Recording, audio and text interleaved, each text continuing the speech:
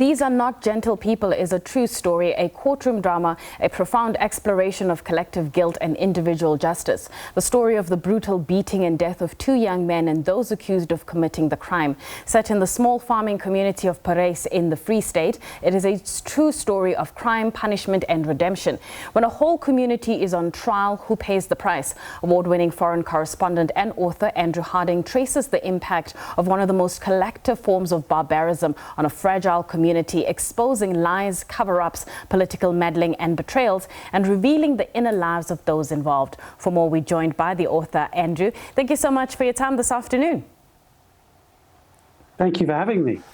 So what about this particular story, inspired you to write the book? I mean, you could have written about millions of other stories that had unfolded at the time, but what about it captured you? The honest answer is that it was a gamble and a bit of an experiment, and I had no idea when I embarked on the research, if you like, that this was going to become quite such a potboiler, a thriller, quite so many twists and turns. I basically surrendered myself to the process early on, having stumbled upon this case, which did make some headlines in the very early stages. This was the case of two men, two black farm workers, who were caught and beaten by a group of perhaps 40 white farmers in January 2016 near the farming town of Parys.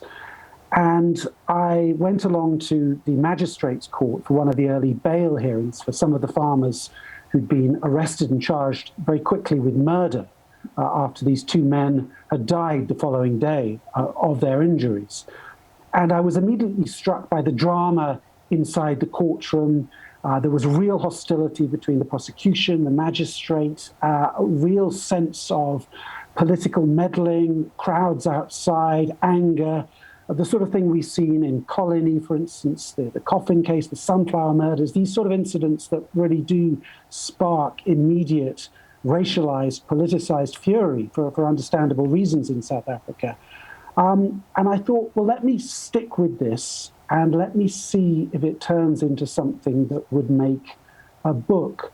And while I was looking for something that could act as a kind of expose of some truths about South Africa, I was also really, I suppose, looking for something with literary potential, something that I could really just take a deep dive into this community to try and understand it and try and write a book that I hope ultimately aspires to be something more than simply a work of journalism, but that is also just a thriller, if you like, and a courtroom drama in its own right. Right. So let's talk about the relationship between the farm workers and the farmers when you were, gathering the evidence and also gathering the information to put the book together. What do you make of that relationship?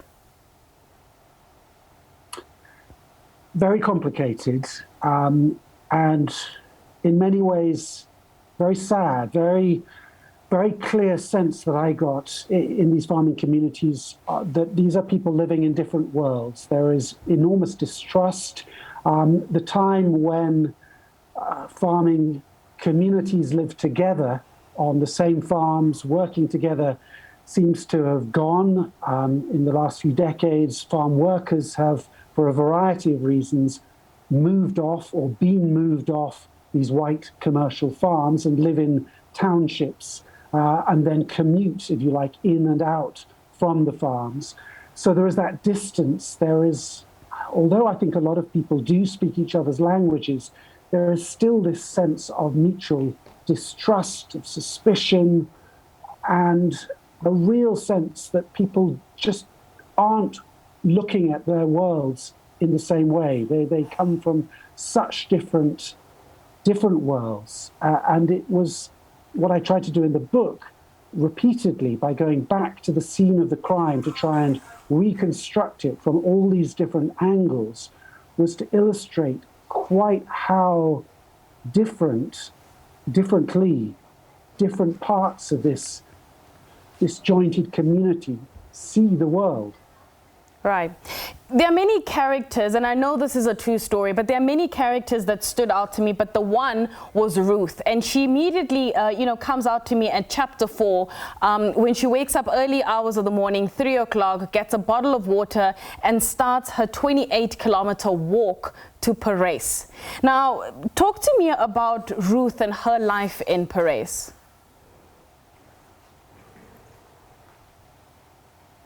So Ruth Kokoto is the mother of one of the two men who was killed. She's the mother of Samuel Checha, who died in Parys hospital the morning after he'd been assaulted.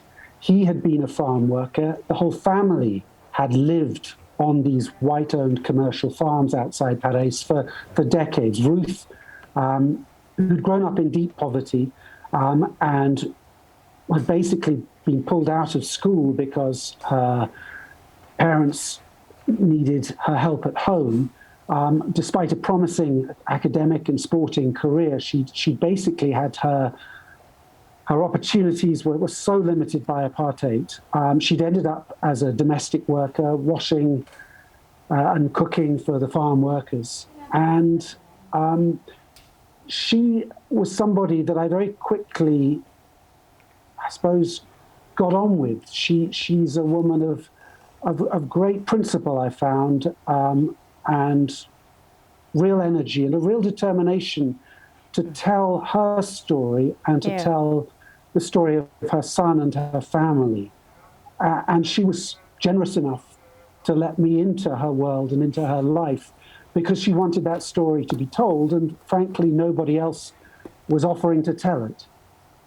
Andrew, there's so many questions I'd love to ask you regarding the book. There's so many characters that I'm sure that the public, once they get their hands off on the book, will want to explore the relationship between Magistrate Pillay and Bobby Hartslieff and various other events that unfold. But unfortunately, we have to leave it there. Thank you so much for your time. That is Andrew Harding talking about his new book titled These Are Not Gentle People.